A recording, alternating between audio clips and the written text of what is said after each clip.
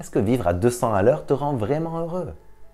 Si ta réponse est non, autorise-toi à ralentir. Je vois de plus en plus de personnes qui sont tout le temps pressées. Elles se réveillent le matin et elles sont déjà pressées.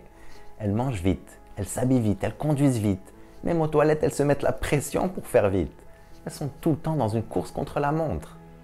Si elles ne sont pas pressées de finir une tâche ou une activité, elles sont pressées de se rendre quelque part. Même en vacances, elles sont pressées. Elles courent d'un musée à un autre, d'une excursion à une autre. Même quand elles font de la méditation ou du yoga pour soi-disant ralentir, elles sont impatientes de finir. Le pire, c'est qu'elles sont toujours là à mettre la pression à leur entourage. Dépêche-toi, fais vite.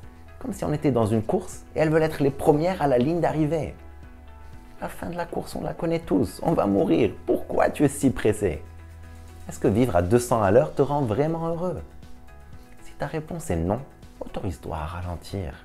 Autorise-toi un mode de vie plus doux. Autorise-toi à passer du temps avec tes amis ou ta famille sans regarder la montre.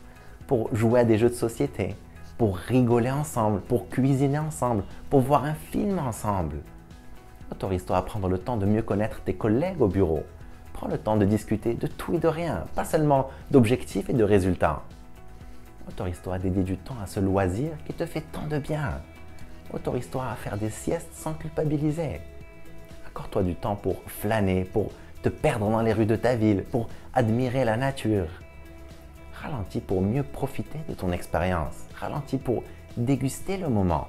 Ralentis pour vivre. Te donner du temps à toi-même est un des plus merveilleux cadeaux que tu puisses t'offrir. Ce qui est curieux, c'est que tu vas remarquer que tu ne vas pas perdre en efficacité. Souvent, c'est même le contraire qui se passe. Tu manifestes bien plus de choses pour ta vie. Allez, si je suis toujours en mouvement et toujours pressé, la réalité c'est que je fuis mes angoisses.